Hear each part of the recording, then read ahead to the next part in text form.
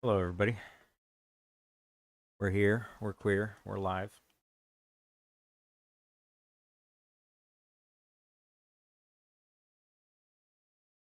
Cool little building. Trying to line that up as best as possible.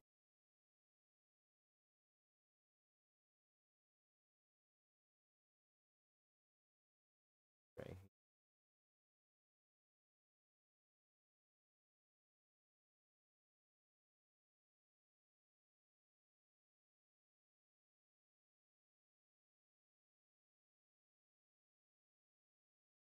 Form it on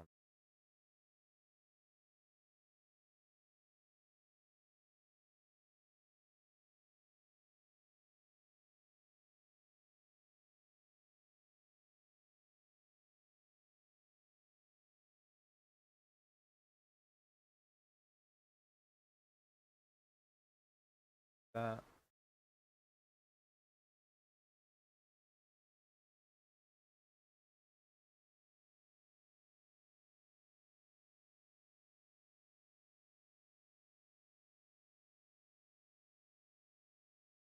Hmm.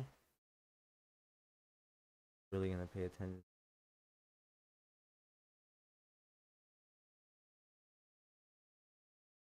Wish it would line up a little bit better.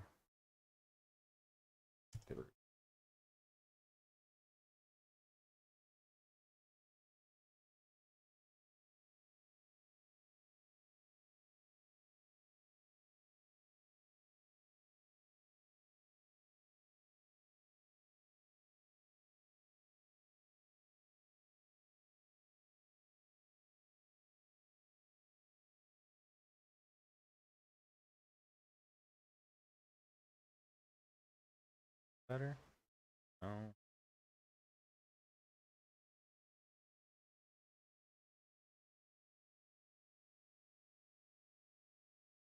No.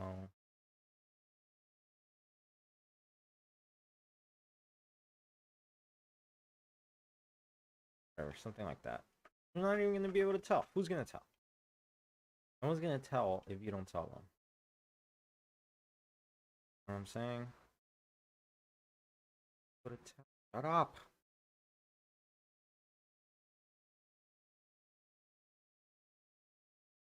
First building done.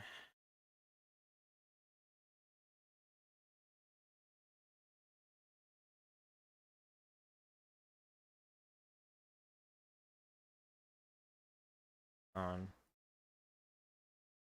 somewhere in South Korea. I don't like the way these buildings are laid up. They look very like X-Men. Sure, that's even an adjective, but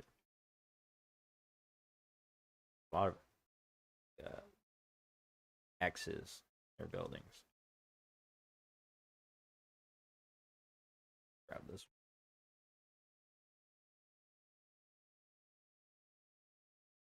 here.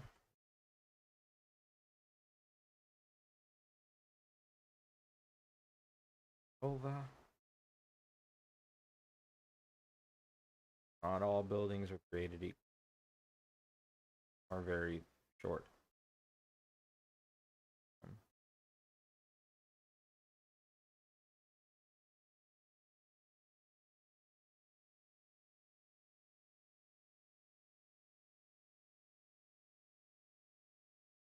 Let's bring these. We'll size those up later. Um,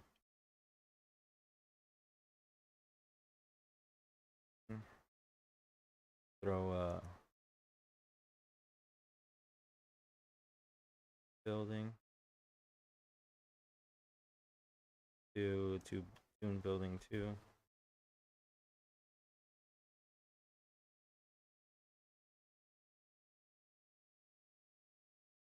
This. Right.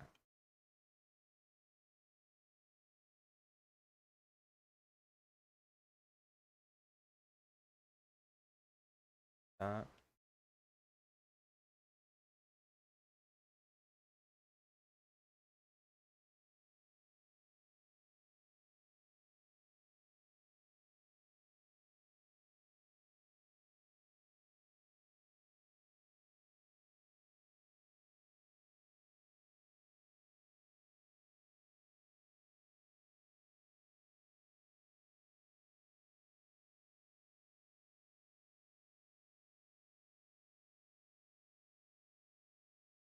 It's good. It's just why does it have black ones?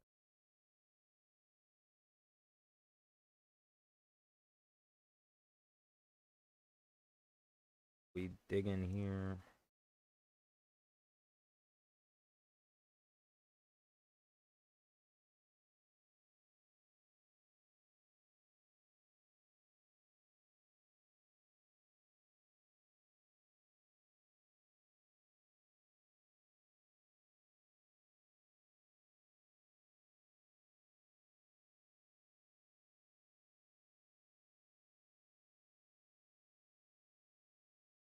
Let's turn up the specular, see if that does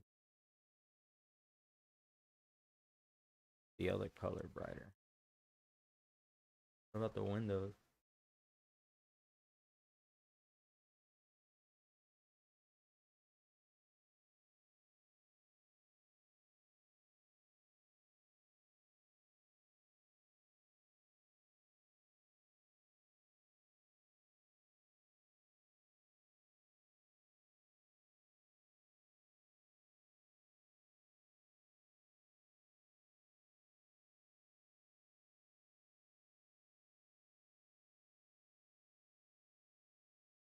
Plug this in. This one in.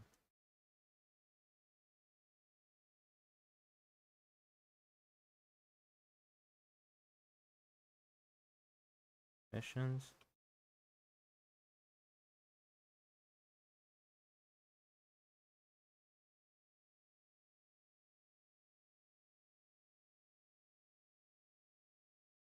Convert this. Color.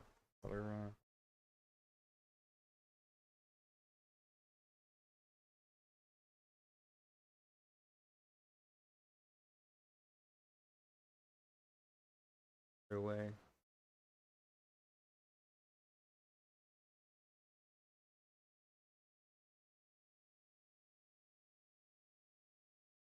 Oh, we're starting to get something here. Yeah.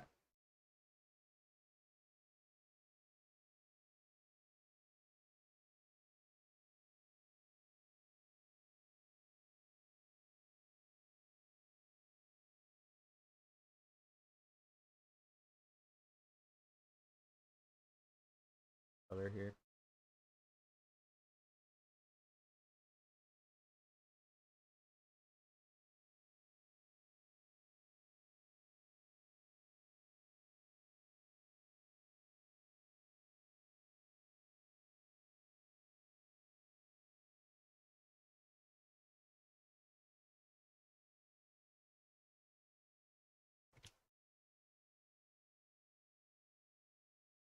Good checker.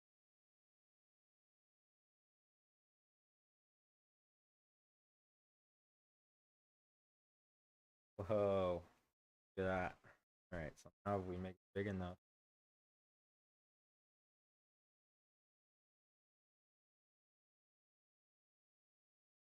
Go to lineup.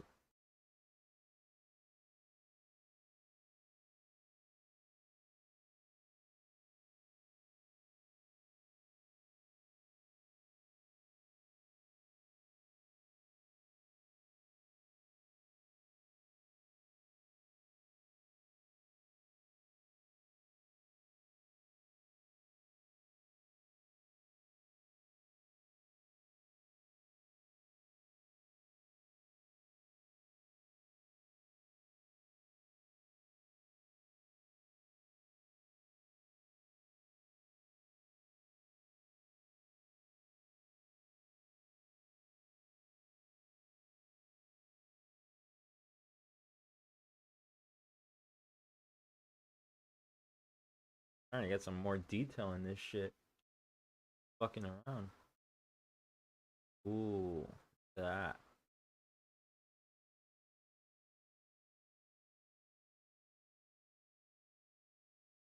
Get on the black. Missions.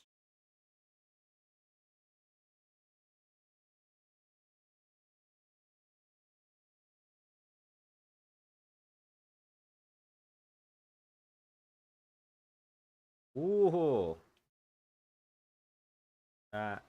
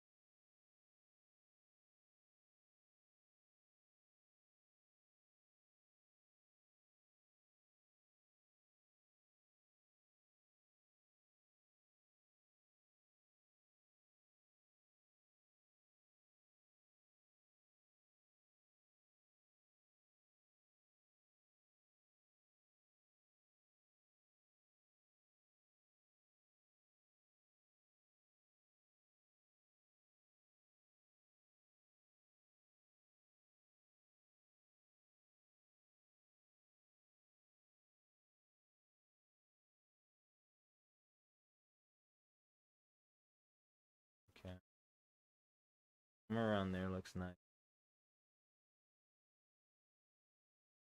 Brightness up. And line up.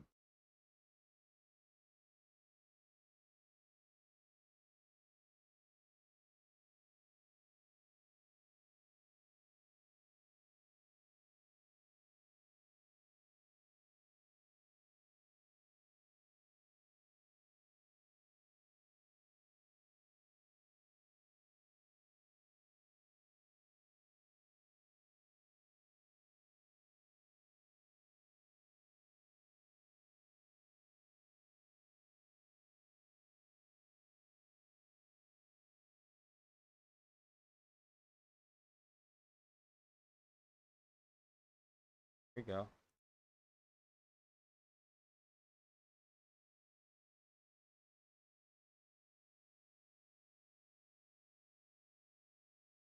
That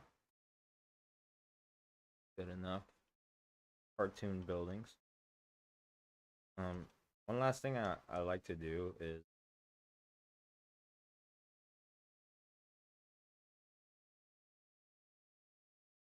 floors here. Floor plan.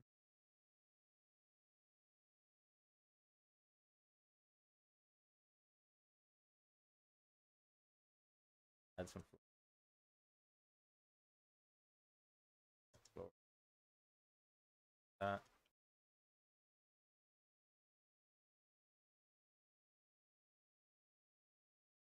More or less like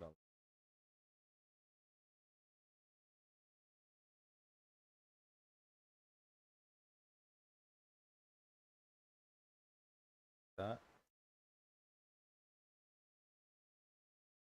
You want to do a really good way of lining things up is some loop cuts on it.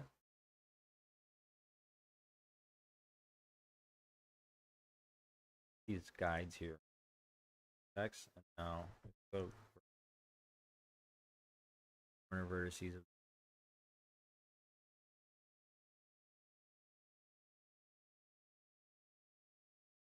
that.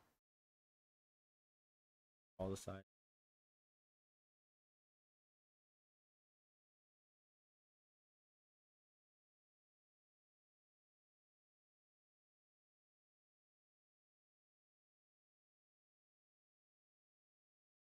Just guesstimate.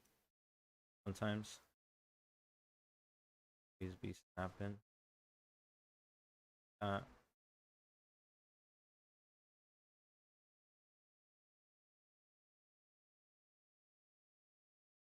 oh, guesstimate.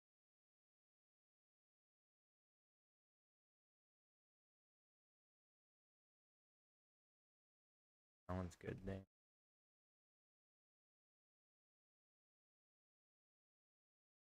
Good here. For these, go ahead and just shift O. Now when you move points, gonna ever shift O big enough. Press it again. If you have it big enough, it'll start to move. I want to move this dots here. There.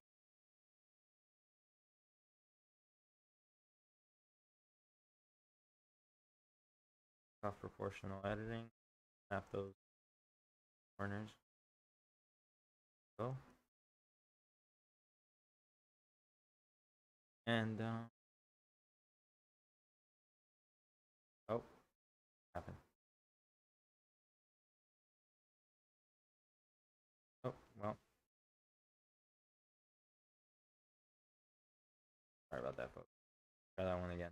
So create a floor plan. Fill that out. I had messed up. I had added floors before the process. Don't do what I do. Press again. Snap this here. This will make it easier. Have a floor plane. Snap all of these points to the building that you have 3. Need more points. loop cuts. For example, I need a point. Let's this up here. Shift this over with double G, double G. Shift this over with double G. Add another loop cut.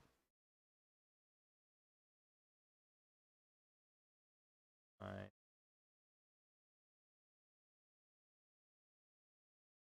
But I line it up as best as possible. Oh, over here. Delete this face.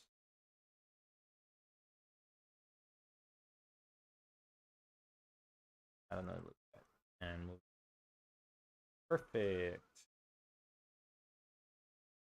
Loop cut here, so over, shift this.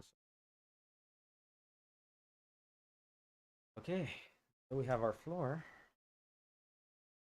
Set origin to geometry. That down. Select floor. Select everything. Add floors, and look at that. Beautiful.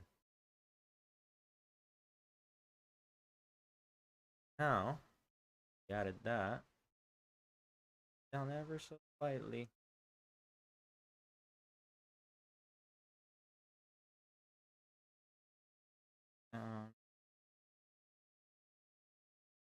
I need some floors. Hang on. I need some more.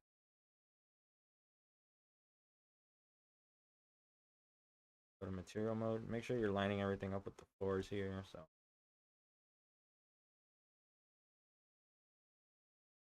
we're not gonna need more. We're gonna need. Our floors can't be 2 feet tall. Be at least 6 feet, 6.5 feet or taller. So what we're gonna do is we're gonna come here. Our thingy. Here in the location. Pretty sure if we move Y down, we can start shifting this, and on top of that, scale this up.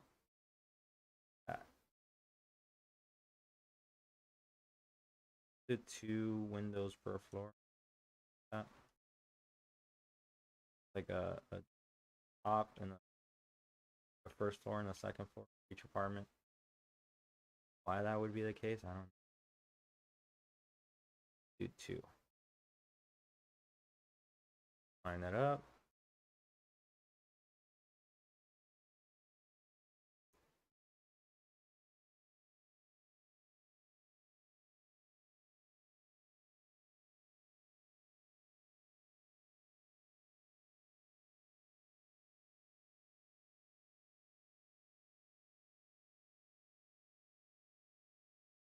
Awesome. Scale this down a little bit more. Hold Shift Z. Scale it down along everything but the Z axis. That. Stop seeing flipping.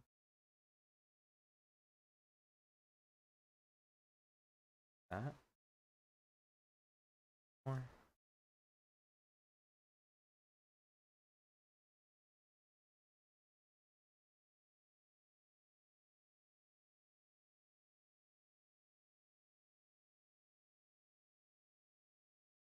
That. And honestly, like at this point, because we lined up our building and it's pretty much the same.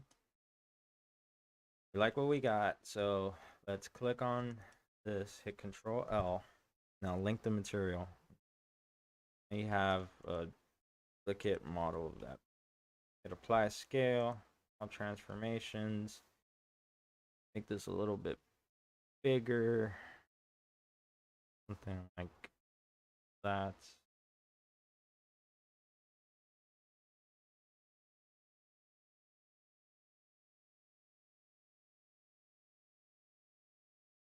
Oh, somewhere around those lines.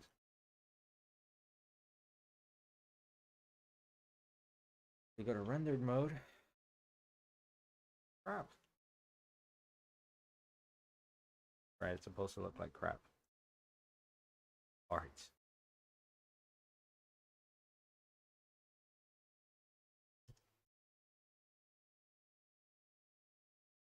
It doesn't look that much like crap.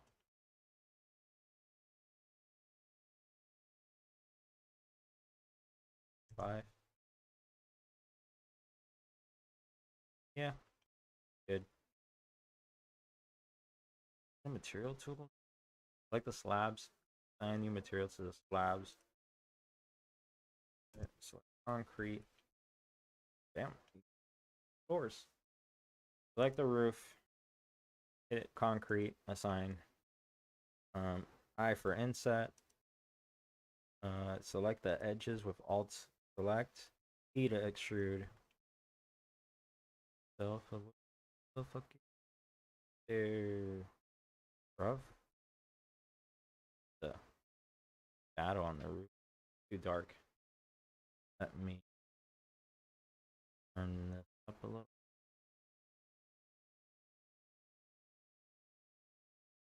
And hey, for you, boy, all the right things to say. You can kind of see. Turn up the IR on this. I'm here. Here.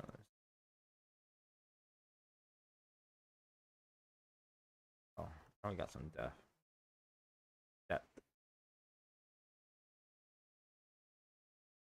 Shadow position. That up.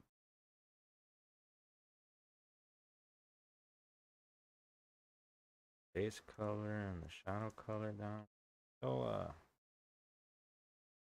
uncolored. Ridiculous.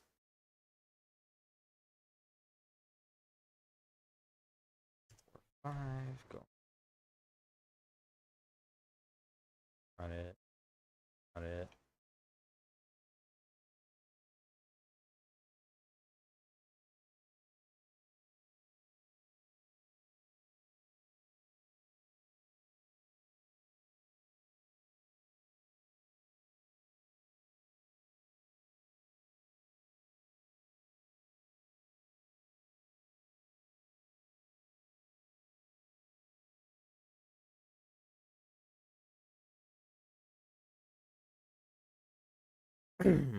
Not sure why why it does that, but bet you we had a point light in here.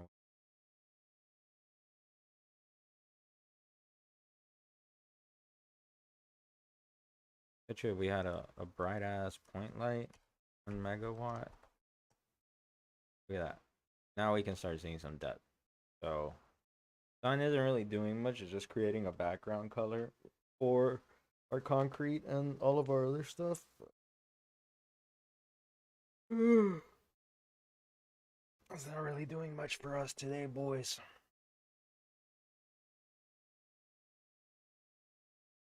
But it works. Base, we can shadow position. Bad boy up. Hate how it snaps like that. Wish I could figure out how to make it not snap.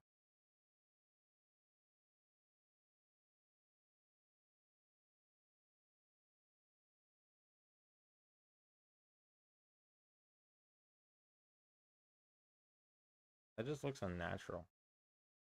I don't know. Should be round. Look at this. Like, why does it come from one side to the other like that? Bet you has something to do with the either RGB color ramp. If we had like a multiply.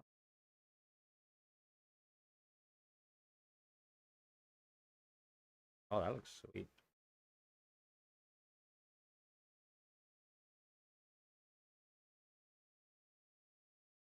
Push it. I added a multiply and it looks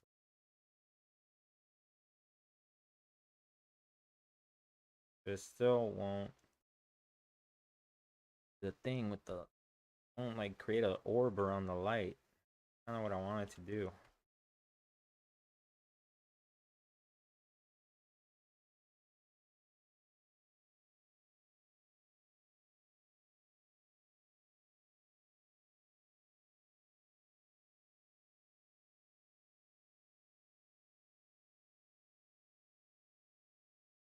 Maybe a gradient texture will help me. Cater to RGB, the color ramp of the color.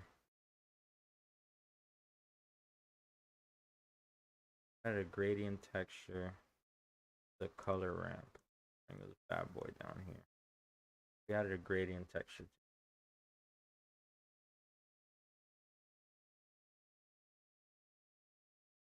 Set the gradient texture radial.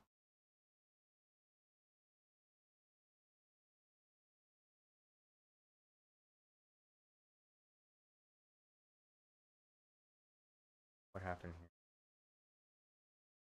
here? Ooh, it looks a little more natural.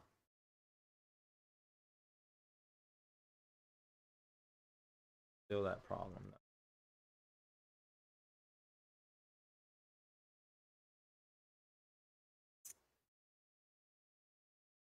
Like this. Nah.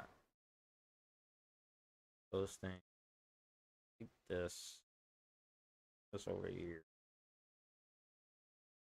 Oh, we'll figure this out. We're gonna figure this out, boys.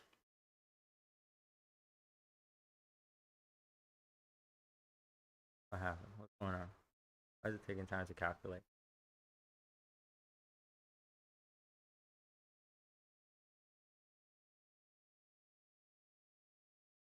What's going on?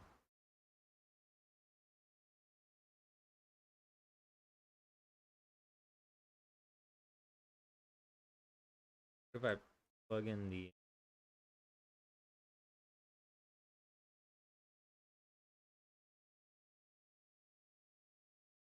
plug in the color ramp after the gradient texture?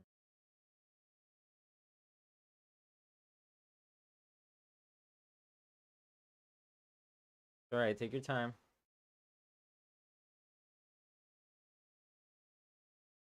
Ooh, now it's like completely dark. Oh, oh, wait a second. What's going on now? Oh, we got smoother shadows. Oh, oh no. That's not what we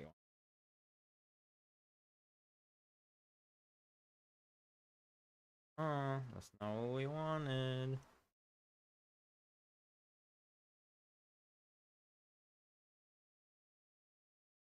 Like this. What up? What if we plug in the factor to instead of the color? How about now?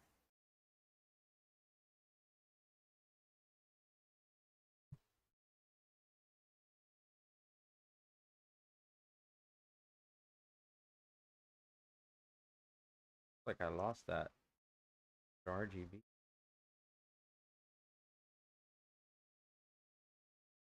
Not working anymore. So second after. Okay. This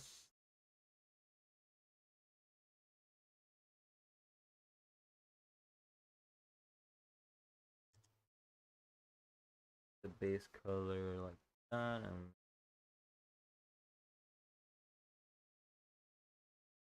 oh, what if we plug in the fact instead of the color? Fact.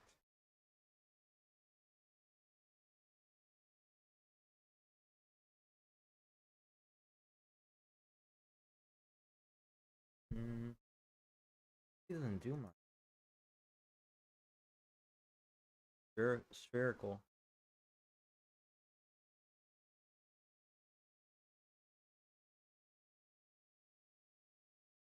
Ooh, this turned it around. Oh, well, this makes a little more sense. It still doesn't make it.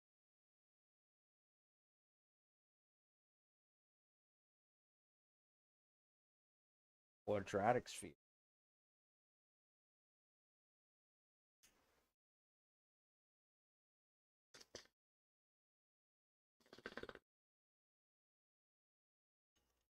Not doing much. Let's go with radial. I don't think this gets plugged in. This gets plugged in. Shadow color. Plugged in. Back up.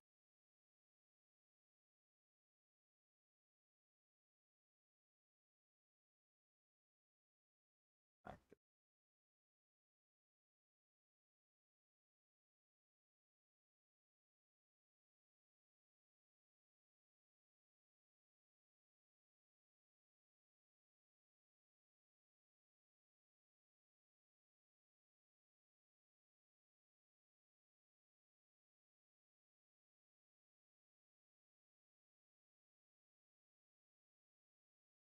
If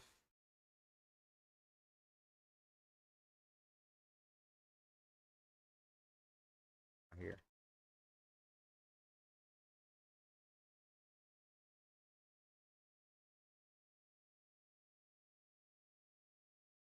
Oh, I flipped it back around, and now we're getting glossy on the black. That's good. Back there.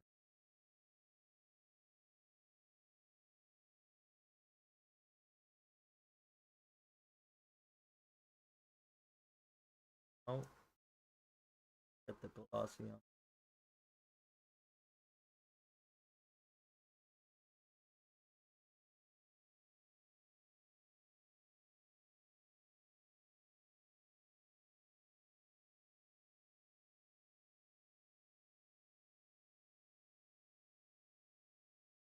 Here.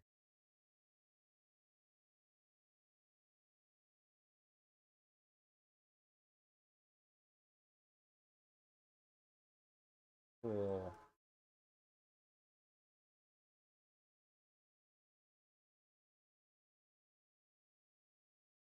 Gonna leave it like that. I'm gonna figure out why it looks like this, but for right now, that's what we got.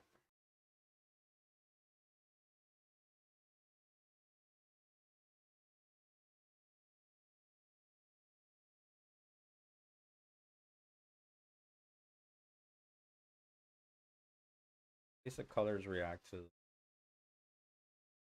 light, which is pretty cool.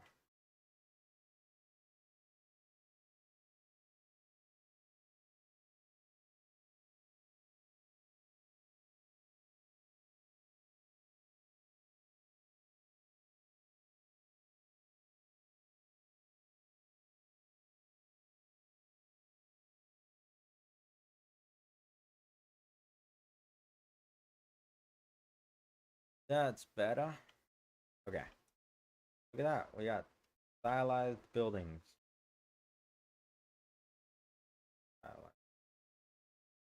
Give it some style, shall we?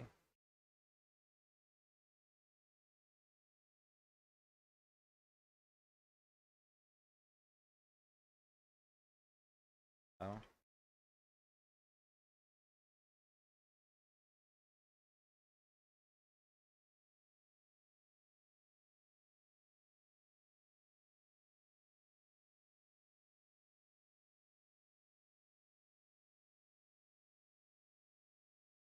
Party around.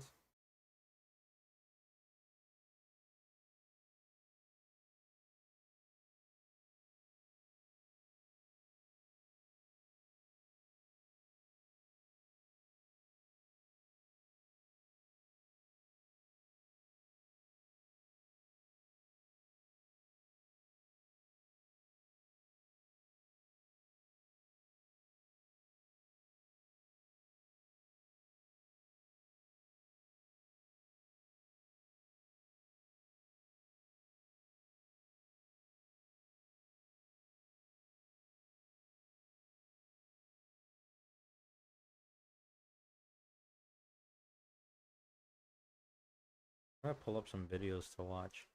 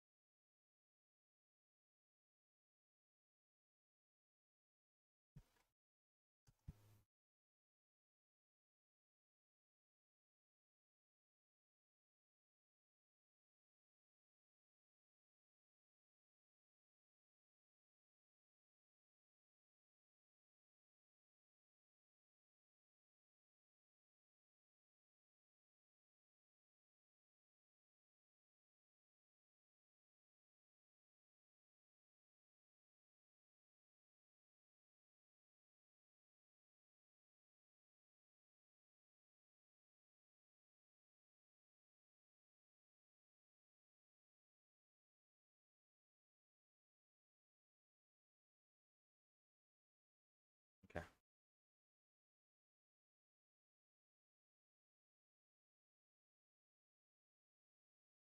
Watch Victoria Alonso talk about diversity.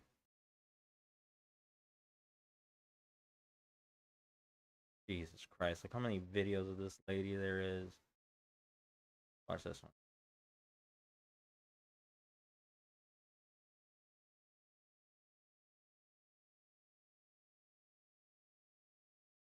Look at her.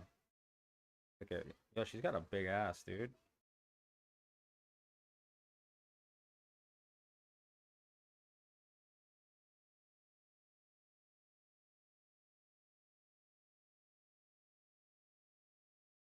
Oh my God. We did it. The Chavez, the guy who imprisoned Venezuela. Venezuela.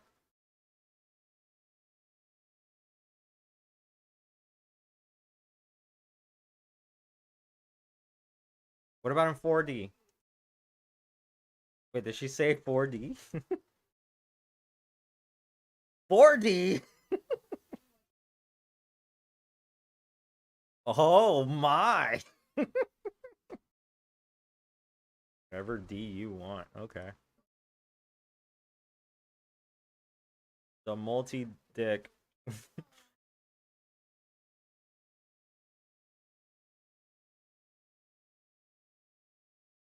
She's not beloved. No one gives a fuck about America Chavez.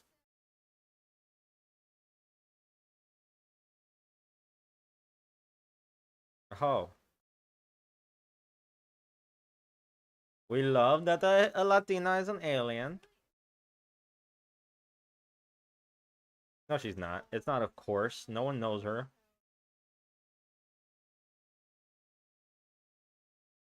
Okay, we got 3 buildings now. Look at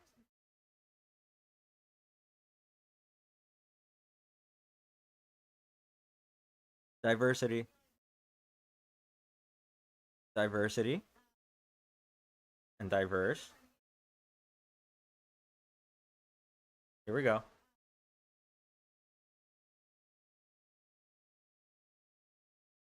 What do you mean? I wanted her to die. Cheeky? Oh my God. She really said that.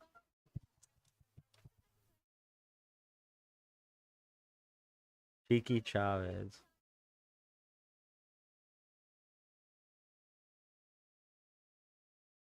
All right, we're gonna pick another building here. Oh, this one has a helipad. I want to do this one.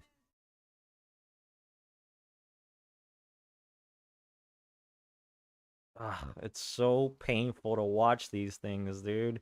She is so cringe. Look at this. Watch this. Let's watch. Dude, why is he laughing immediately?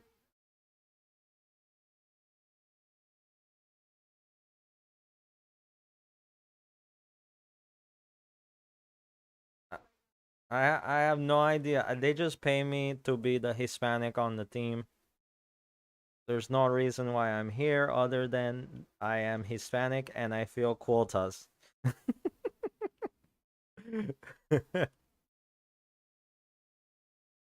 Can't hear her. Turn her up.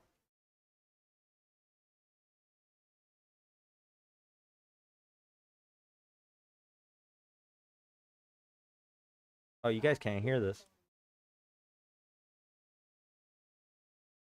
Privilege to make these There you go. films. That is awesome. And you've been with the company for a while, and I want to talk a little bit about Captain Marvel. What's the biggest difference between being involved with this film and the other ones?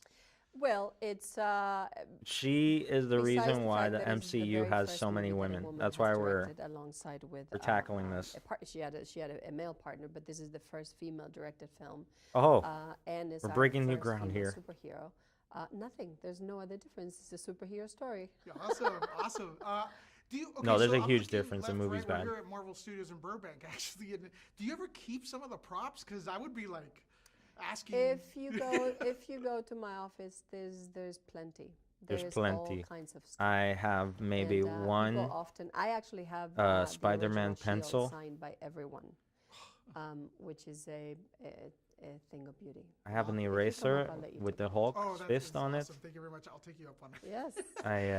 Now, My look, little boy has a there's Spider-Man nothing better than costume. the theatrical release of a Marvel Plenty film, of 'cause stuff. You get to see it in the movie anytime you want, Captain Marvel. But now you get to own it, Yes. right? So what are you looking most forward Yes. to share with Yes. people who buy the Blu-ray? Because I'm a Blu-ray guy. Well, I think that if you like to watch it at home and you like the so extras, first you off, like all the the blooper Yeah, reel that for basic me is shader, and then we're gonna work an on this little awesome helipad reel. real quick. Because then you get to see a lot of the human side of So, us making all I'm gonna make kinds a of tune mistakes shader for and the laughing helipad. our way through it.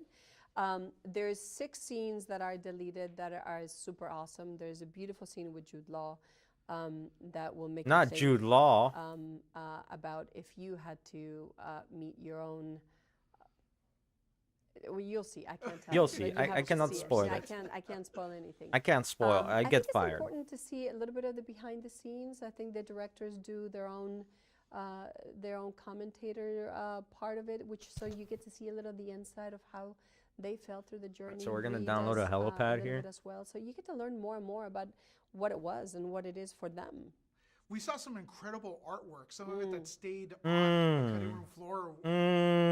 Let's hear that again. We saw some incredible artwork. Some of it that stayed on the cutting room floor, or art Yeah. that wasn't used. We saw a lot of different alternative costumes. Yeah. Is there Yeah. ever a time where you go, man, how do you make those decisions? Because I would be picking them all. Every day.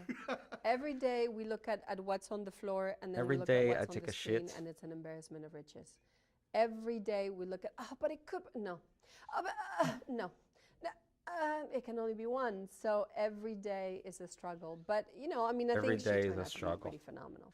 So Every you day I guys have to a lot wake of up toys to and play be with now in Hispanic. the future, including the X-Men, right? Yeah. I Could feel like you, she's dyeing her of skin course whiter. You can't tell me much, but can you give me a little hint of what the future is coming? Where's the future going and the excitement? Oh, I'm coming. I don't know where the future is going. It's funny that people call it the X-Men. There's a lot of female superheroes in that X-Men group, so I think it's outdated. It's I don't not know where it's outdated. gonna Oh go. my We'll God. see. They just now. Is that why they got haven't made an joined. X-Men They movie? actually Because have it's a called movie coming out very X-Men? soon, which is under Probably that why. banner is their last film. So we'll see what what time will tell. I can't wait to be here interviewing you, hopefully, in the future for future films. It will be here. Just come back. Come back. We'll tell you all about it when you come back. I can't wait to check out the 4K Blu-ray. I'm so excited. Are you? So Yeah, excited. I love it. I love My dick is I'm a hard. physical copy. Yeah. Physical copy all the way. Do you my still buy dick. your physical? Yeah, because there's nothing. You still buy physical? that I can thought you replace would it in own my- nothing What and if you'd there's be a zombie happy. apocalypse, the lights go out and there's no power yet? How am I gonna watch my digital copies? I'm just saying, people. You gotta think of the future. Coño. I love Gracias, gracias mucho. Un placer. Gracias, mucho, gracias. I love it. Gracias. Ay, Dios mío. Oh my God. As you know, that's just, it's so cringe. Read the comments here.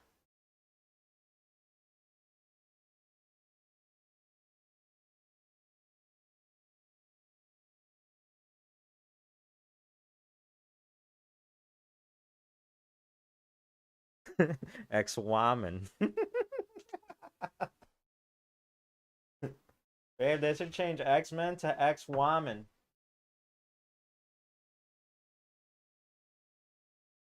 What are we gonna call it, babe? It's too sexist. Ex-people. Ex-he-she's. What if they just call it X? Oh my god. They take out the men and they just call it X.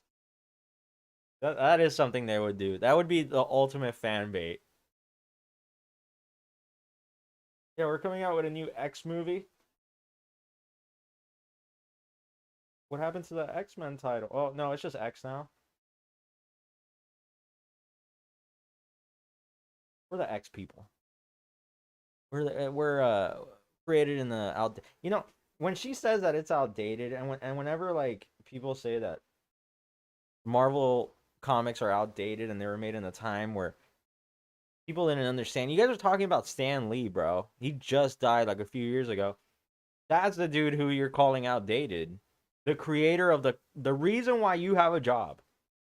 You're saying that that man is outdated and his views on what he created needs to be changed.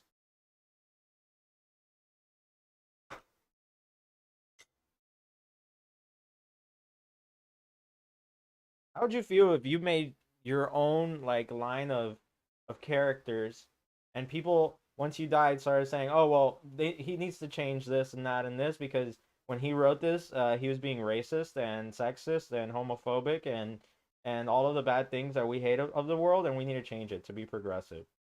You would feel like those people would need to leave your company. Like they don't like the values that you like. They don't see the world the way you see it, and they're trying to destroy you from the inside. That's basically what's going on. I feel like a lot of people working for Marvel just they want to see it burn to the ground. They actually hate superhero movies and they hate superhero culture and they hate fanboys and they hate people online who like these things. And I feel like they're trying to like ruin it and burn it to the ground so there's no more fucking superhero movies. We could just move on. And if that's their plan, I mean, it's working. But at the end of the day, they're the ones who aren't going to have jobs. Just stay in.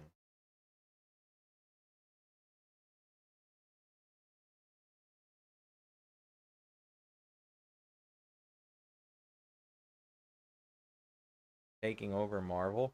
Come on. Here we go. Here we go. Our first honoree is at the helm of some of the largest media projects in the world. Here we go. As the president of physical post-production, visual effects, and animation for Ay, Dios Marvel mío. Studios, she's been responsible for bringing to life iconic characters like Iron Man, Captain Marvel, Iron and Black Man! Panther. But she's Iron also Man, been Dios instrumental mío, in Iron changing Man. how Latinos and non-Latinos alike see Latinos, ourselves on screen. Latinx. It Let's is learn more about our Latinx. 2022 Vision You Award sexist. honoree, Victoria Alonso. I think it's one of the greatest honors that one can have. That She looks like such your a like people, stoic in a Hispanic way. person. You know, she looks like one like the Hispanics that are like super racist against their own people.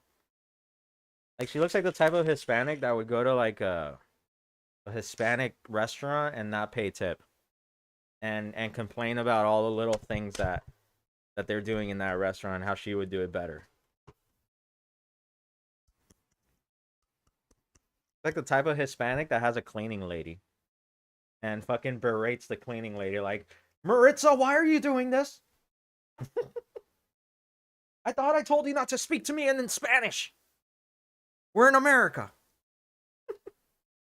Like, if you want to be that type of Hispanic, there's nothing wrong with that. But if you're presenting yourself as this person who's trying to bring diversity to a certain place, but you look like a racist fuck, probably not the right person to be doing this.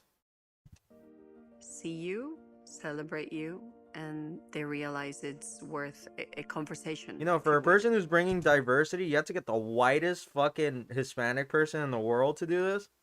You couldn't get like a brown skinned person at least. That's how you know this is coming from a fucked up place. You know, in Argentina, we received. Oh, and she's Argentinian! Oh my god! I didn't even know. I didn't even know. I just guessed. They picked the most white of white Hispanic person. As far south in South America you can find them. Argentinians. The film's 10 years later. During the military dictatorship, it was very selective what we saw. But the minute that I saw film, it was a moment where nothing that was going in the outside world could seep in. And for a child of the military dictatorship and a teenager, there's something. Hang on. A military dictatorship in Argentina? Who are they talking about?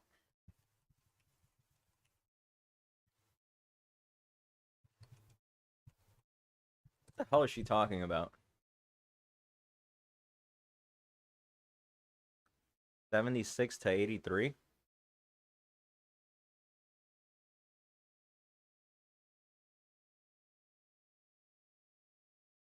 The military regime began in 76. The most extreme expression of serial of military interventions. 30s, 40s, 50s, 60s. Repeated authoritarian episodes and constantly. Huh? Did they ever talk about the Nazis here? Whoa, we got six. Ooh. In the Von Rynch case, the court again used the term the framework of genocide. They adopted a previous agreement, but added to the contribution of new studies for the field of social science. The first of these was el genocidio como práctica social entre el nazismo y la experiencia argentina y lo genocidio en la Argentina. Genocide as a social practice from Nazism to Argentinian experience. The book. What?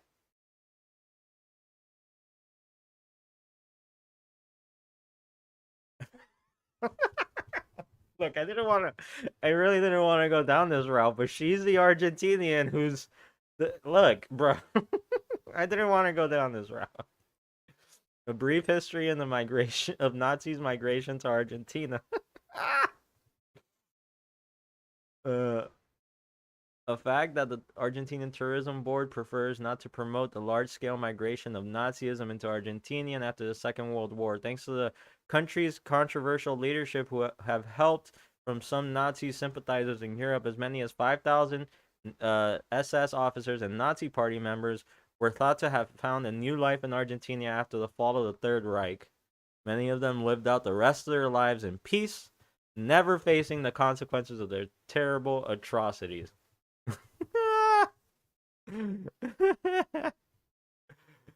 Okay, so that begs the question. Where does this Alonso bitch come from? I didn't want to go down this route, but here we are. Why did so many Nazis escape to Argentina?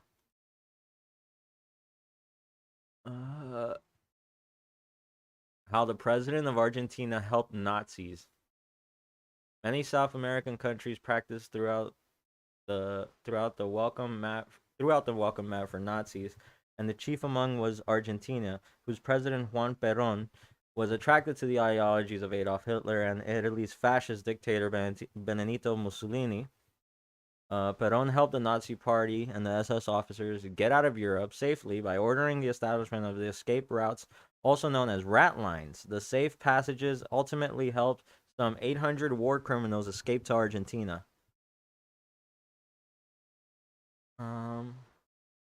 Right?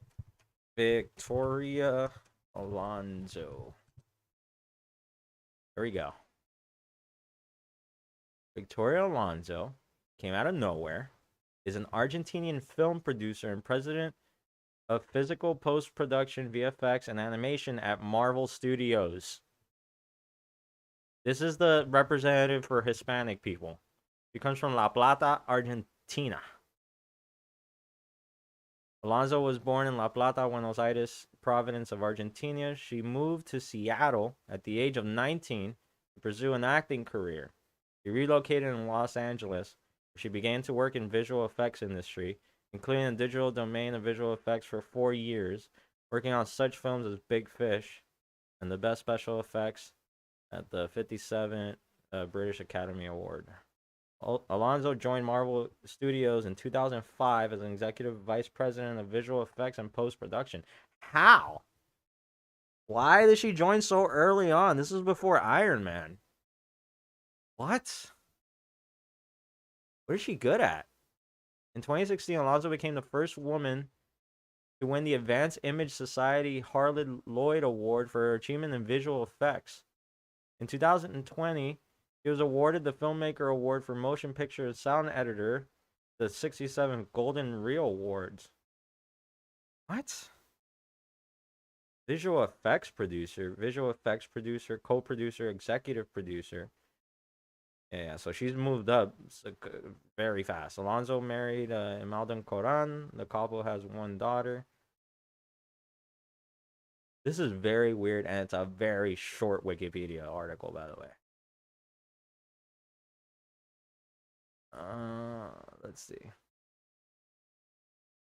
Llegué a donde estoy porque entré al lugar a los que no me invitan.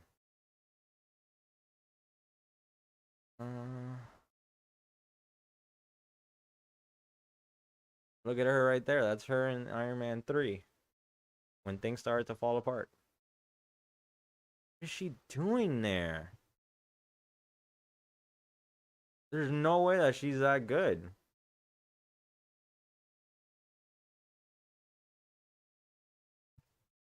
All right, let's look for the nitty-gritty stuff. See, this is in Spanish, so we're gonna look up Padre. Here we go. Padre, marido, piensa. This is her talking about her husband. Okay, what about familia? Here we go. Cuenta. Fucking translate this to make it easier on the eyes. She has two very busy mothers who are generated 1,000 things. Adopted Captain Marvel. Oh, she's talking about Captain Marvel. Shit. What is this?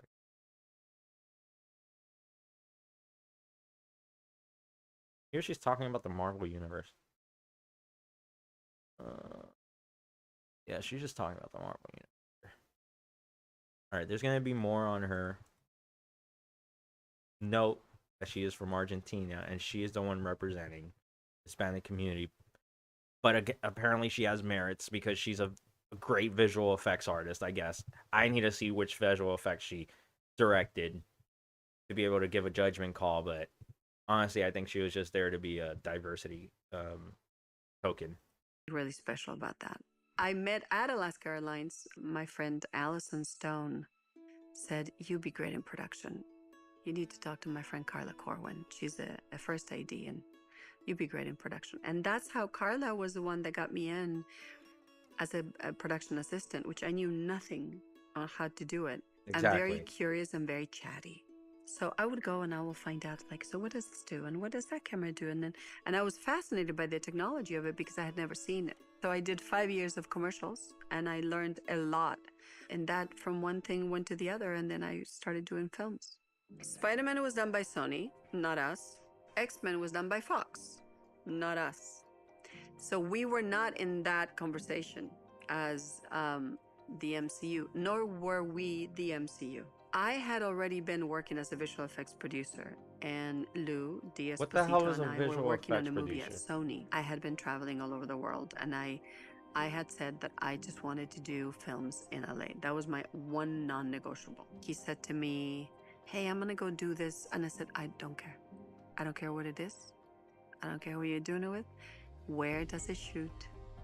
Does it shoot in LA? Yes. Just give me the address and I'll go do it." We were a group of people with a bond company that we had money from a bank, and the bond company had to make sure we spend it properly, that we could make a movie called Iron Man. And then if that went well, you will do the other movie called The Incredible Hulk. And if that went well, you will do the other movie called Captain America, the First Avenger. I love the heart of a superhero film, but until our movies, I could never connect Part of what I think is happening with our superheroes is there's a level of relating to who they are and what the journeys they're going through that are very much human, even though they may be gods or they may be This some was of the most 1 month ago, powerful by the way. beings.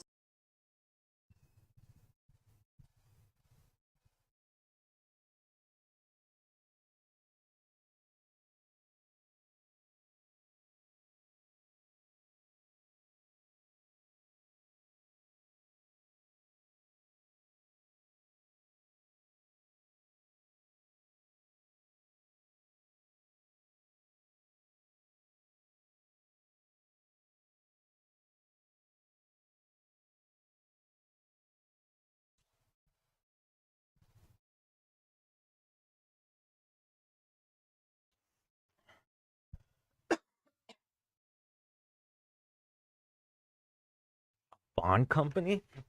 That's interesting. I didn't know Iron Man was made off of a bond company.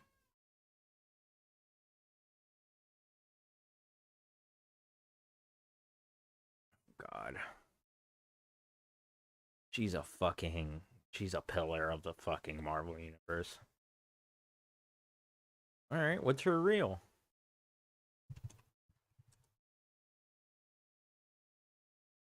Bet she doesn't have a fucking reel because she's horrible.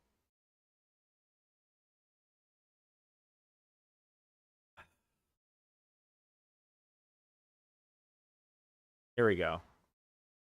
Bueno, hoy le vamos a dar la bienvenida, lo prometido es deuda, a una gran amiga, la conocen muy bien y cómo no la van a conocer si es la presidenta nada más de producción en Marvel. Así que un aplauso enorme, por favor, para recibir aquí en Despierta América nuevamente a Despierta Victoria América. Alonso. Damn, dude, the set has changed.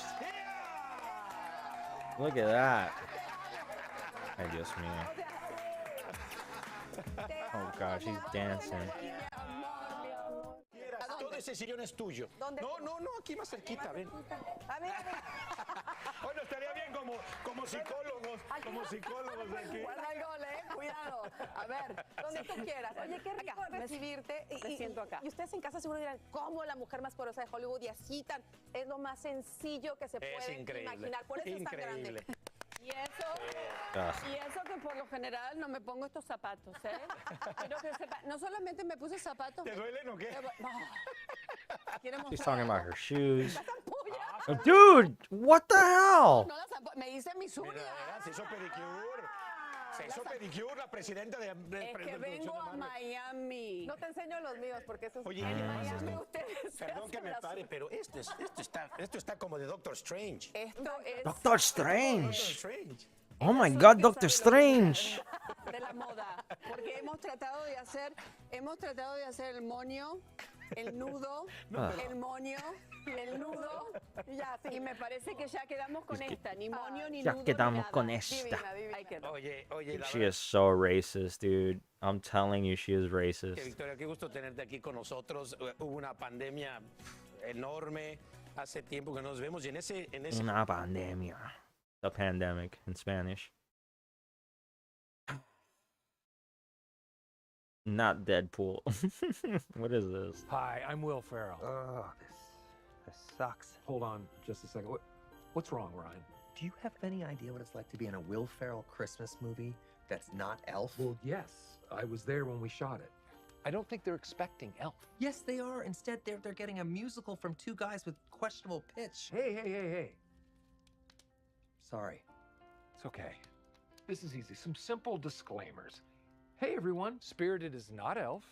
It's not Deadpool either. It is a musical. It is funny. Anything else? It's on Apple TV Plus. Where the hell is that? Where the hell is that?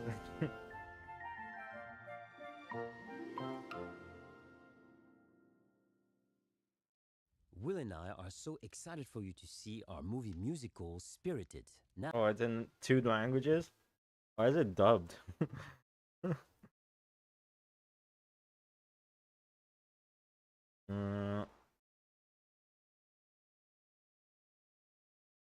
Alright, let's watch the Pokemon Scarlet and Violet review.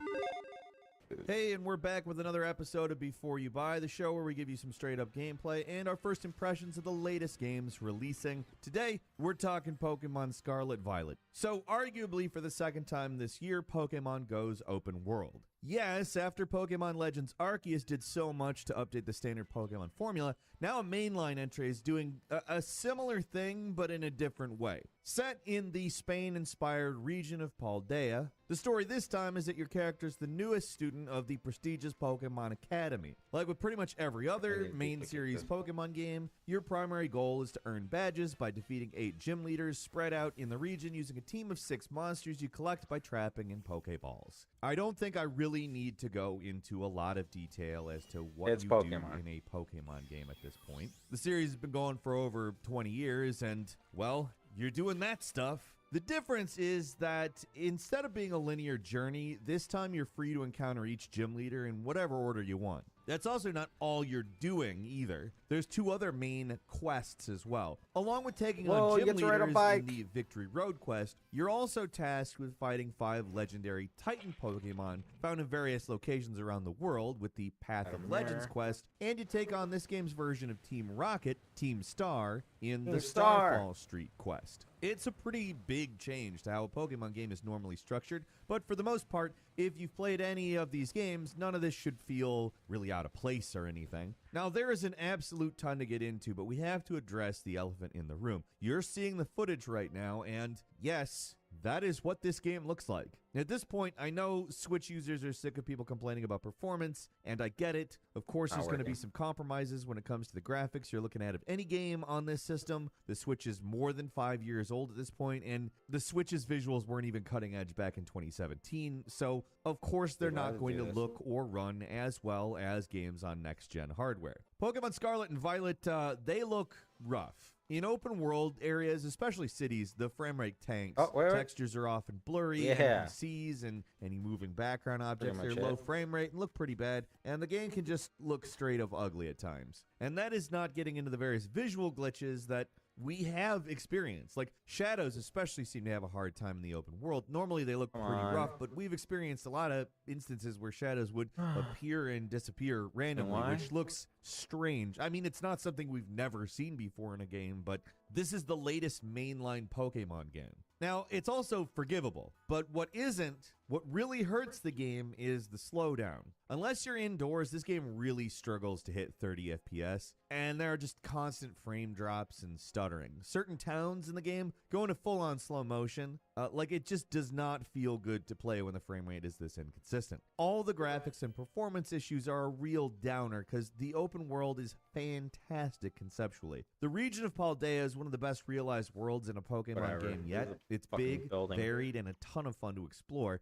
Just the fact that you can now complete your various quests in any order is a huge change for the Pokemon series, even if in practice you're probably going to be following the same general route as, you normally do. All the Pokemon, trainers, and team members you take on have locked experience levels, and just like in any Pokemon game before this one, defeating gym leaders makes it so higher level Pokemon are more likely to listen to you in battle, so going for the toughest gym leader first isn't exactly easy, but it's possible, which is positive in my book because some people are completely nuts and decide to do things that way. Sometimes it's just fun. Also, sometimes it's fun to see how bad the worst guy's gonna whoop you, so you know what you're aiming for. That being said, it does actually take quite a while to get to the open world. There's about a 2-hour stretch of the game where you have to play at the start before the world actually opens up and lets you freely explore it. There's a fair amount of tutorializing here, but a lot of this stuff is found in the Pokemon School, which is actually pretty easy to skip out on entirely. You'd think the whole school thing would be a central feature of the game, and there'd be like Persona School-like stuff you'd have to do, but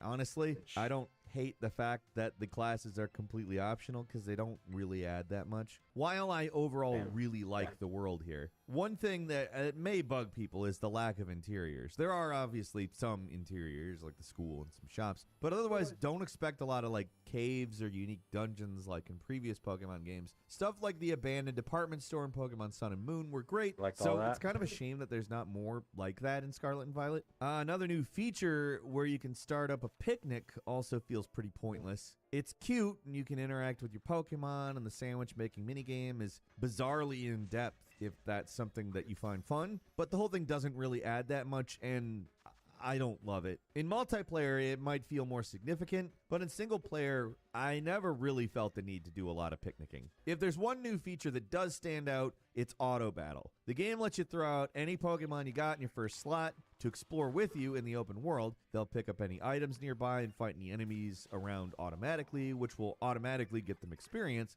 And that's a great feature. It makes grinding a snap, but switching between Pokemon in the top slot is a little clunky. It's also kind of annoying because it's just one of a couple things that Pokemon Legends Arceus already solved. So I don't know if the teams working on these games weren't talking to each other or were running very different schedules or just couldn't be in sync. But for some reason, a lot of the improvements introduced in that game just aren't here in Scarlet and Violet. And it seems to not really be for a good reason. It's especially unusual because the auto battle here is an essential mechanic for the Starfall Street quests. Whenever you attack one of the 5 Team Star bases, for some reason you can only fight them using the top 3 Pokemon on your team with auto battle. If your Pokemon aren't the right type for the job, you're pretty much screwed. So these missions are either a cakewalk where you're brainlessly throwing out your monsters and not doing a whole lot else, or a really painful slog. Speaking of quests, one of the most interesting in theory isn't actually particularly exciting. Like the Path of Legends has you hunting down 5 legendary Titan Pokemon, which sounds interesting.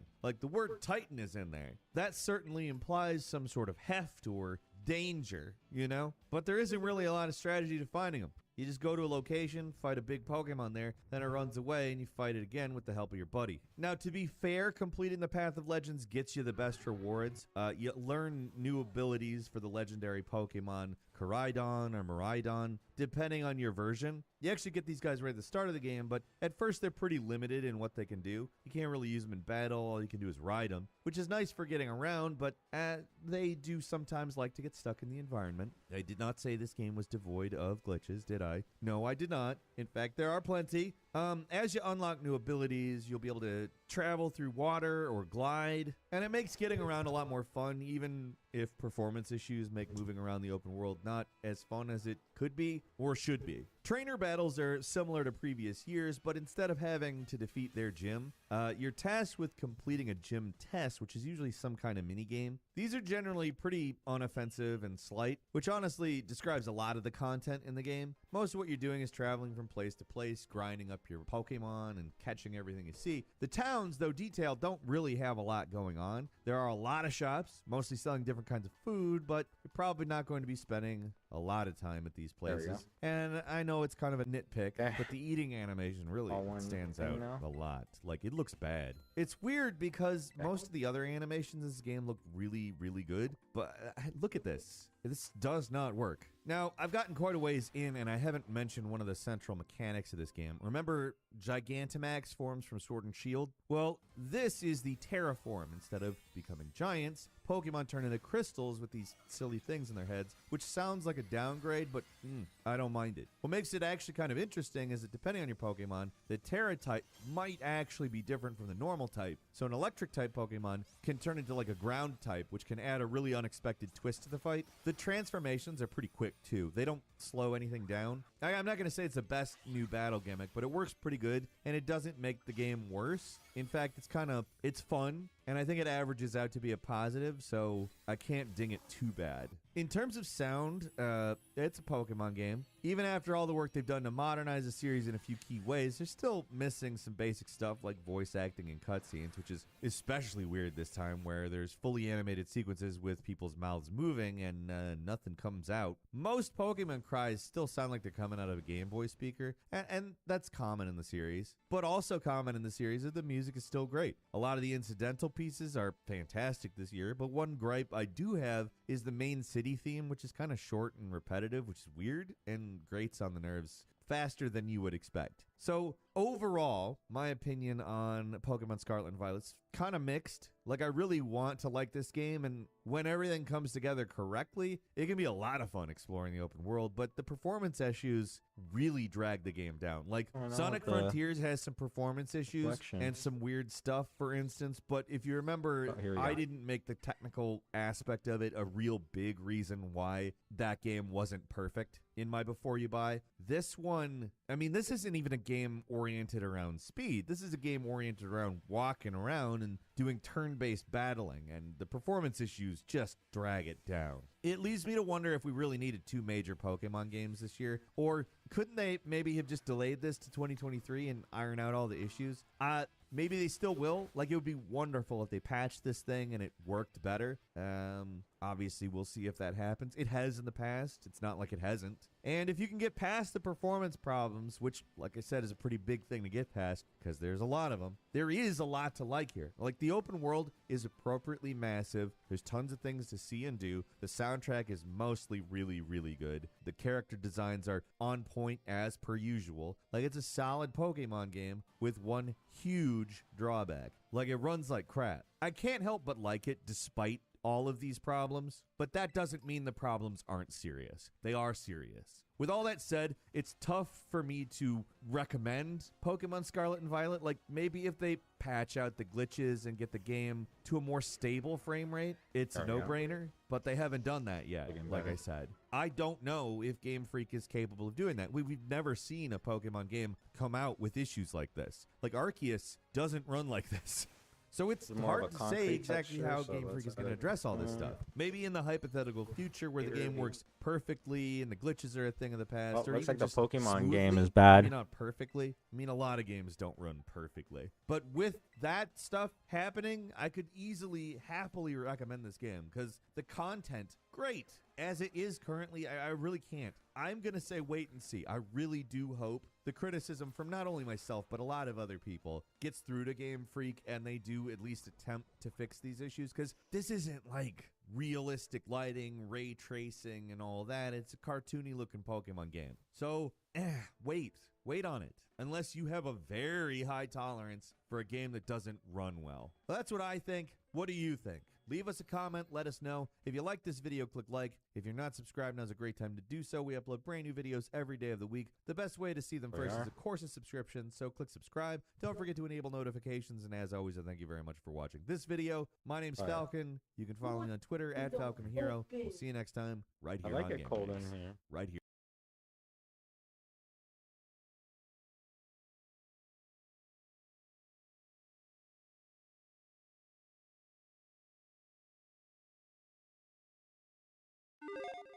Pokemon is a large, looming presence over all of gaming, and 3 words: new mainline Pokemon. And this time around, there's a lot of new stuff. Hi folks, it's Falcon, and today on Game Ranks, 10 things you need to know about Pokemon Scarlet and Violet. We're not going to mess around, we're just going to get right into it. Starting off at number 10, this is the first actual open world title of the franchise, period. Now we can say, like, this is the first mainline Pokemon game to be open world, because Arceus is kind of, but here, hold on. So everything connects together seamlessly. There's no borders for towns. The world is open, free, entirely for you to explore. Battles take place on the open world map, etc. Arceus had these very large zones to explore, but they actually were all separate maps. Now, it functioned very much like an open world game. And also Pokemon Sword and Shield had a large wild area. But again, there were more traditional routes and towns, and it was all enclosed like a regular Pokemon game.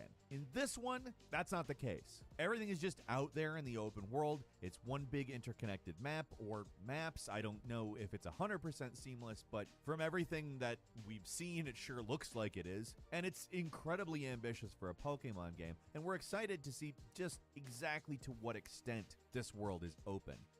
The game takes place in a new region, the Paldea region, which is based on the Iberian Peninsula. It's kind of the Pokemon version of Spain, which is going to make for an interesting change of pace. The trailers have shown some pretty picturesque locations, and I have a feeling this is going to be a great place to explore. And you're going to be able to explore it like never before.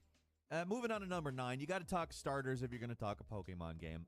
There are also some other notable Pokemon as well, but it's another Pokemon game, so that means new starters. This year, we're getting a grass-type cat Pokemon named Sprigatito.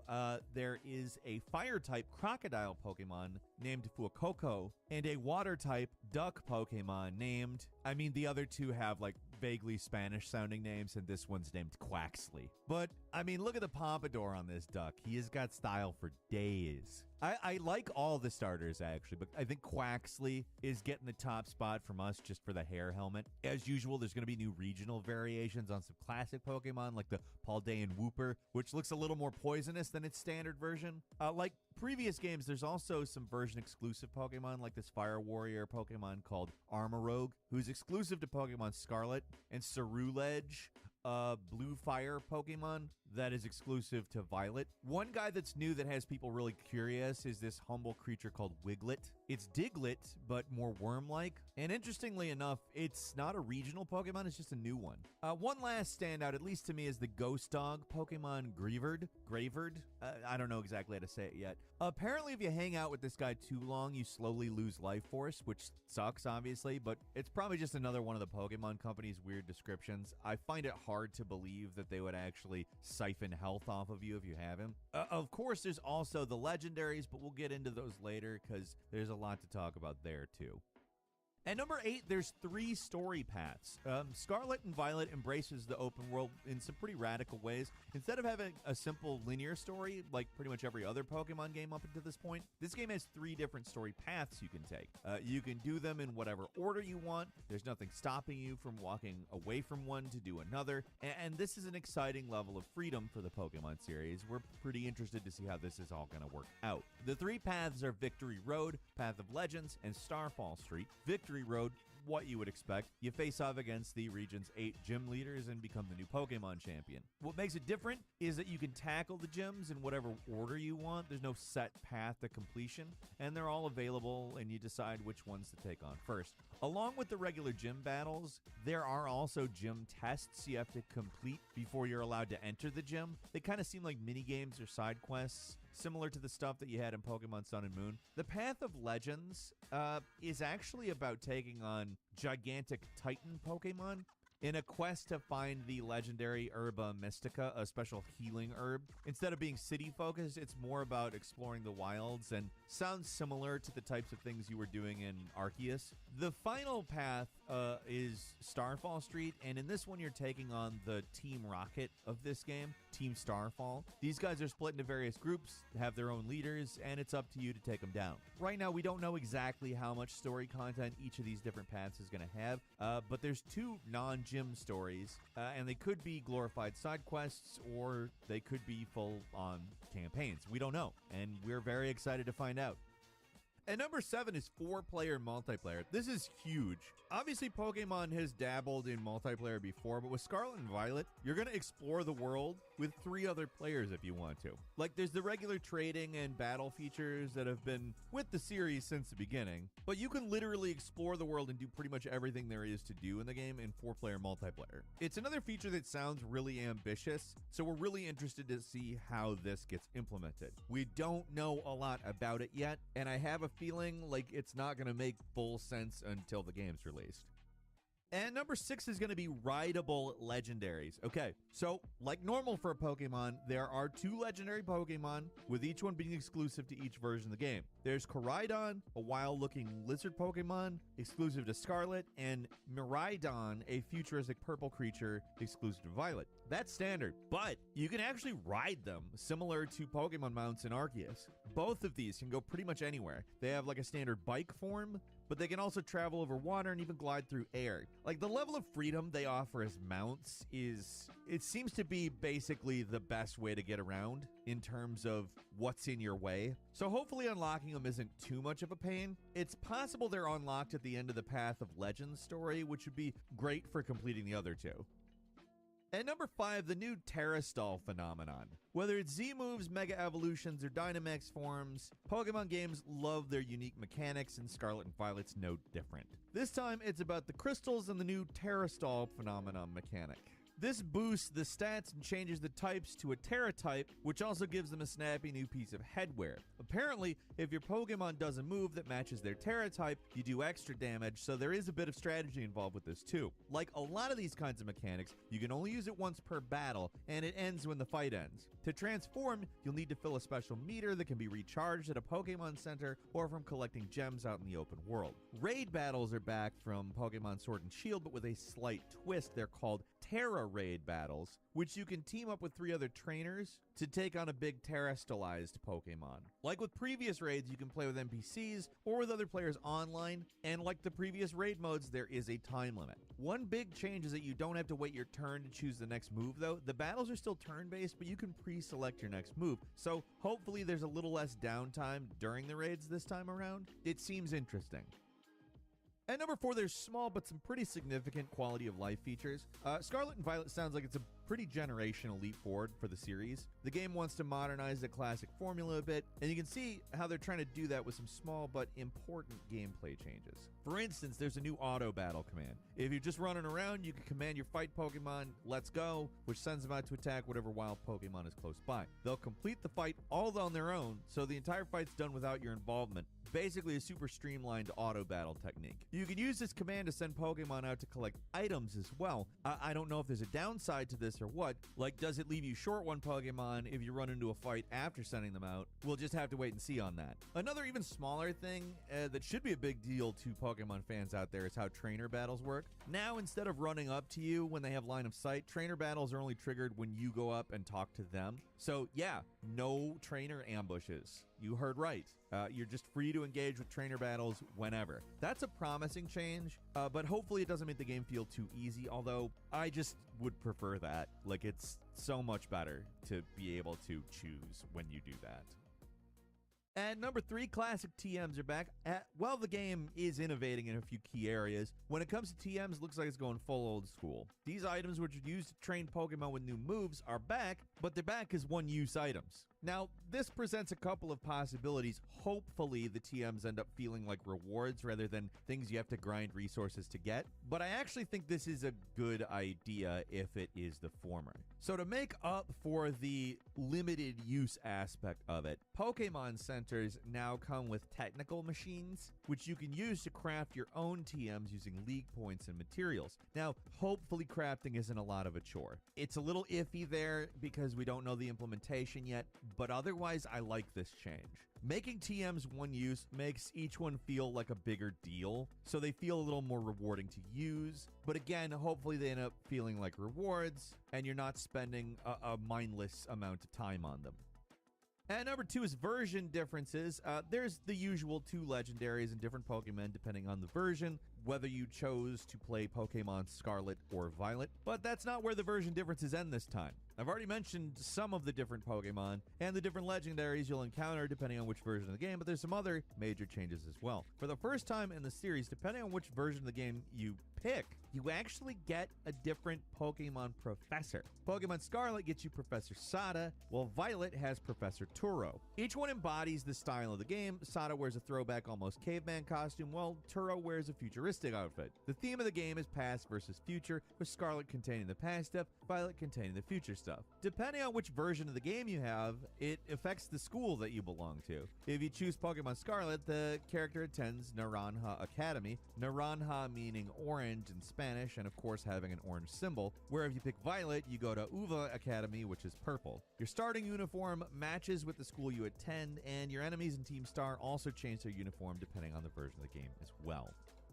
And finally, at number 1, the release date and everything else you need to know. So, Nintendo Switch, as you probably know already, as an exclusive on November 18th. There are some purchase bonuses too. There's an adventure set, which is basically just a bunch of items, not terribly interesting, but if you buy the game before February 23rd, 2023, you get a special Pikachu that somehow knows the move Fly, which it's never been able to learn before. You'll be able to access that through the mystery gift feature, which is nice for early adopters of the game. There's also a double pack that contains both versions of the game for a whopping 0% discount. That's $119.99 in US dollars. I know this has been the standard forever, but like, would a 10% discount to buy both games at once really kill them? I don't think so. Anyways, we're really looking forward to sit down with this game. What do you think? leave us a comment, let us know. If you like this video, click like. If you're not subscribed, now's a great time to do so. We upload brand new videos every day of the week. Best way to see them first is, of course, a subscription, so click subscribe. Don't forget to enable notifications, and as always, we thank you very much for watching this video. I'm Falcon. You can follow me on Twitter at Falcon the Hero. We'll see you next time right here on Game Ranks.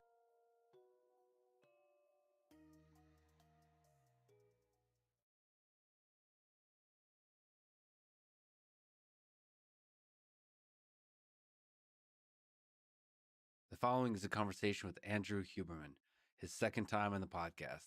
He's a neuroscientist at Stanford, a world-class researcher and educator, and now he has a new podcast on YouTube and all the usual places called Huberman Lab that I can't recommend highly enough.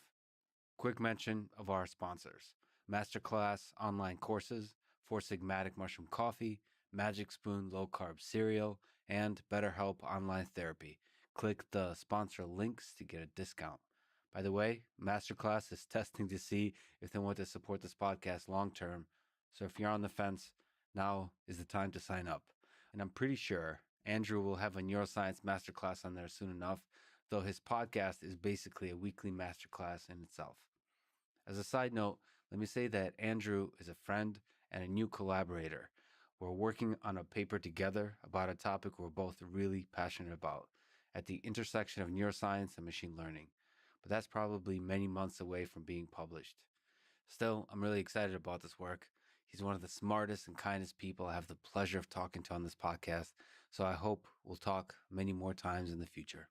If you enjoy this thing, subscribe on YouTube, review it on Apple Podcast, follow on Spotify, support it on Patreon, or connect with me on Twitter at Lex Friedman. And now, here's my conversation with Andrew Huberman. Why do humans need sleep? Let's go with a big first question.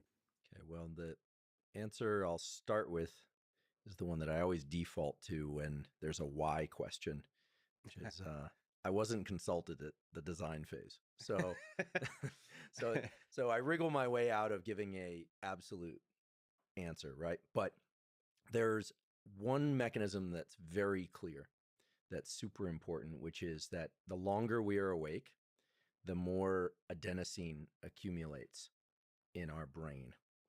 And adenosine binds to adenosine receptors. No surprise there. And it creates the feeling of sleepiness, independent of time of day or night. So there are two mechanisms. One is we get sleepy as adenosine accumulates. The longer we've been awake, the more adenosine is accumulated in our system. But how sleepy we get for a given amount of adenosine depends on where we are in this so-called circadian cycle.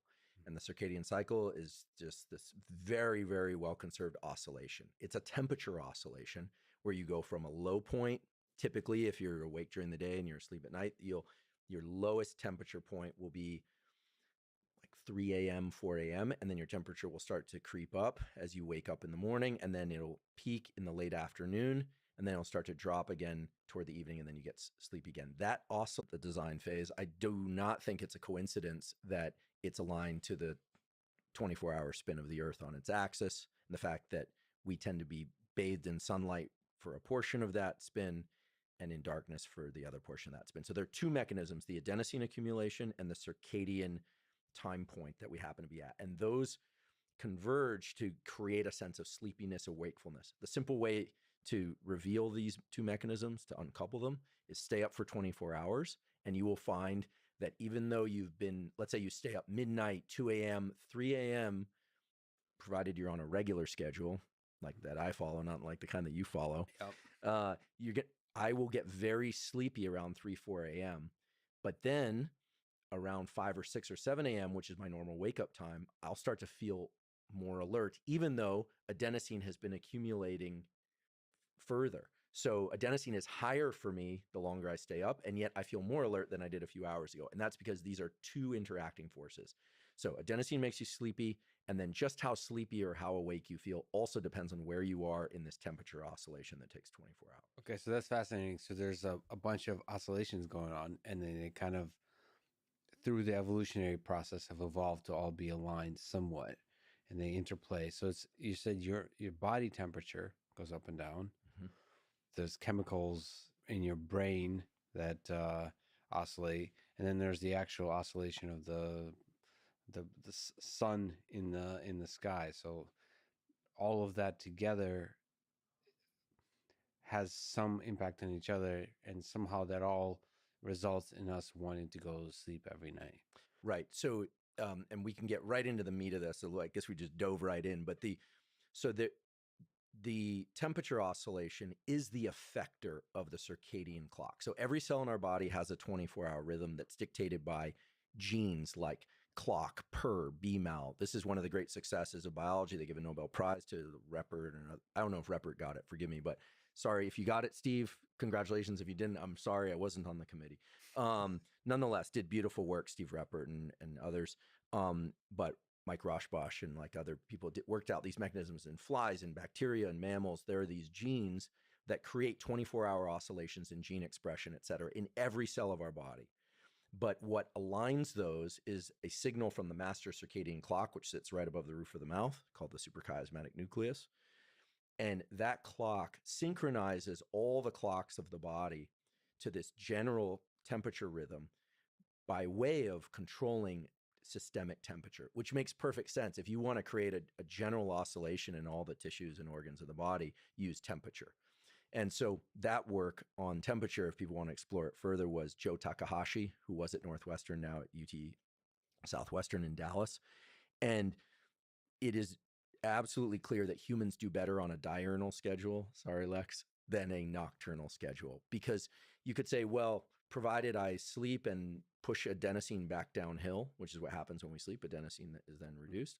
And provided I am on more or less a 24-hour schedule, why should it matter that I'm awake when the sun's out and I'm asleep when the sun is down? But it turns out that if you look at health metrics, people that are strictly nocturnal do far worse on immune function, on metabolic function, et cetera, than people who are diurnal, who are awake during the daytime. And animals that are nocturnal, it's the opposite. And animals that are so-called crepuscular, which tend to be active at dawn and at dusk. Mm-hmm. This is a beautiful system. I won't go down that rabbit hole, but these are animals whose visual systems operate best. They tend to be predators like mountain lions. They have optimized their waking times for the times when the animals they eat can't see well in those light conditions. But given the rod cone ratios in their eyes, the mountain lion is picking up. It's like when you see special forces and they're looking through night vision goggles and they have a clear advantage, right? They're seeing in the dark. That's basically what it's like to be a mountain lion as opposed to a bunny rabbit. Would you say that a lot of these cycles evolved in the predator-prey relationships of the different throughout the food chain? So it's basically all somehow has to do with survival in this complicated web of predators and prey? Almost certainly. There had to have been a time in which humans being awake and active at night as opposed to during the day led to higher levels of lethality. And probably in particular in kids. You imagine kids running around in the dark and getting where there are a lot of animals that can see really well under those conditions and humans can't. And this would be all pre-electricity. Even if you're carrying a torch, I mean, the range of illumination on a torch is nothing compared to what a nighttime predator like a large cat or something can do. I mean, they can see everything they need to in order to eat us and not the other way around. So one fascinating thing you said is that blew my mind, and we went right past it, which is the temperature is a really powerful, like if you were to think about the ways that different parts of the body, different systems in the body would communicate with each other, temperature would be a really good one. And that just, I mean, maybe it's obvious, but it kind of blew my mind just now that, yeah, these systems are all distributed. Right.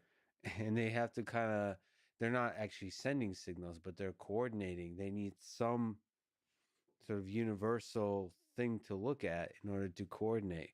And temperature is a nice one to build around. And that way you can control the behavior of all these different systems by controlling the temperature. Right. it's attractive to think of a mechanism where this master circadian clock secretes a peptide or something that goes and locks to receptors in all the cells and gets it just right. But that leaves far too much room for variability, binding affinities. Cells in a lot of parts of our body are at different stages of maturation. They're turning over, liver cells and so forth. And for instance, we have a clock in our gut and in our liver, such that if we were just take out your liver and put it on a table and just look at the expression of these genes, it would be in a 24-hour oscillation on its own. It's independent. But something has to entrain them and keep them all synchronized. And so it's not obvious that it would be temperature. Takahashi's great gift to biology was to show that all the stuff coming out of this master circadian clock at the end of the day, that's a weird statement, no pun intended. At the end of the day and the night, at the end of the story, it all boils down to making sure that the temperature of tissues oscillates in the same fashion. It's blowing my mind and thinking like what other mechanism could possibly exist to create that kind of oscillation. Well, you're Russian. It's cold in Russia for a lot of the year. The hibernation signal in certain animals is a remarkable signal. There are peptides secreted from this very same clock that in animals like ground squirrels or bears, they go into a kind of a torpor where everything, reproduction, metabolism, everything is reduced while they're in their cave. They don't actually stay asleep all of winter. That's a myth.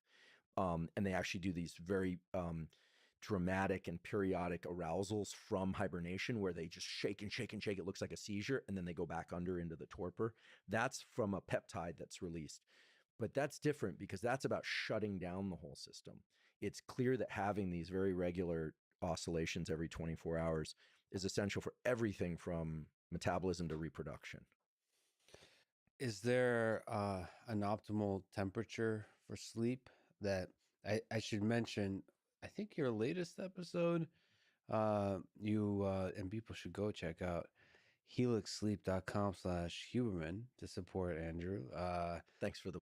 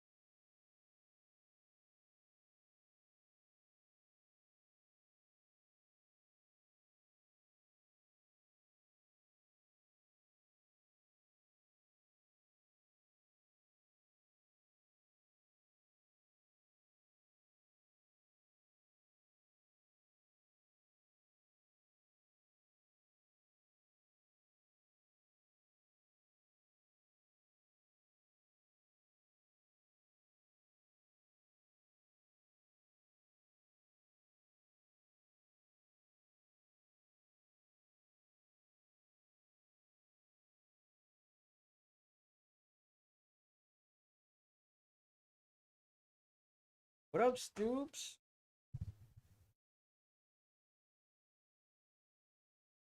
I love going outside on the grass.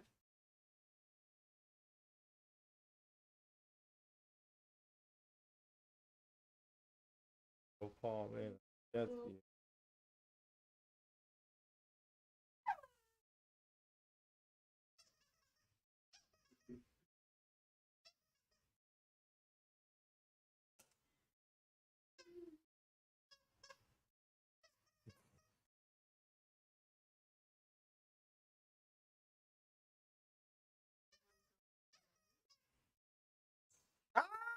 Ah!